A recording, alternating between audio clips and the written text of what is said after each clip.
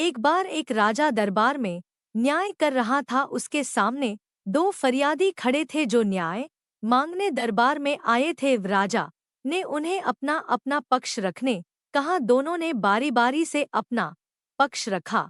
जब पहले व्यक्ति ने अपना पक्ष रखा था तब राजा अपने छोटे से बच्चे के साथ खेलने में व्यस्त थे। उनका ध्यान कम था और जब दूसरे ने अपना पक्ष रखा तो राजा ने उसकी पूरी बात ध्यान से सुनी, जिसके हिसाब से राजा ने अपना फैसला दूसरे फरियादी के हद में सुनाया, जिसे सुन सभी दरबारी स्तब्ध रह गए क्योंकि सभी को पहला व्यक्ति निर्दोष लग रहा था, पर राजा के सामने सच बोलने की हिम्मत किसी की भी ना थी। इस बात को 2 दिन बीत गए बिना किसी कारण के। पहले फरियादी को उसकी सजा काटनी पड़ रही थी। जब इस बात के बारे में उस व्यक्ति के घर में बेटे को पता चला तो उसने दरबार में आना तय किया। अगले दिन पहले व्यक्ति के बेटे ने दरबार में प्रवेश किया। उससे पूछा गया कि वो क्यों आया है। तब उसने राजा से कहा, हे राजन, मैं आपसे एक न्याय चाहता हूँ। राजा ने कहा, कैसा न्याय?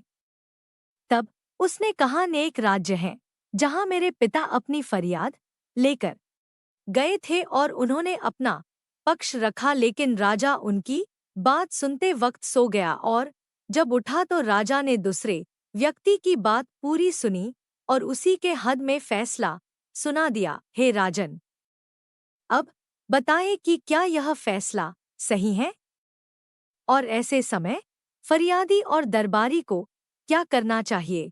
तब राजा ने उत्तर दिया, फैसला बिल्कुल सही नहीं है। और ऐसे वक्त में दरबारी और फरियादी दोनों को राजा को सही बात बोलना चाहिए, क्योंकि फरियादी का बिना बात के दंड सहना पाप है और दरबारी भी न्याय का हिस्सा है। राजा कोई भगवान नहीं है, उससे भी गलती हो सकती है। ऐसे में दरबारी को राजा को अपना दृष्टिकोण देने का पूरा हक है, क्योंकि किसी भी न्याय पर पूरे राज्य की प्रतिष्ठा निर्भर करती है। यह सुनकर सभी दरबारी का सिर लज्जा से झुक गया। राजा की बात खत्म होने पर फरियादी के बेटे ने राजा से कहा, हे राजन, वह राजा आप हैं। आपने ही मेरे पिता को सजा दी है।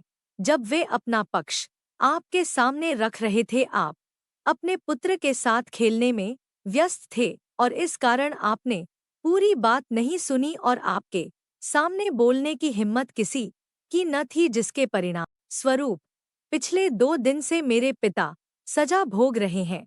राजा ने यह बात सुनकर अपना न्याय बदला और दरबारियों को फटकारा।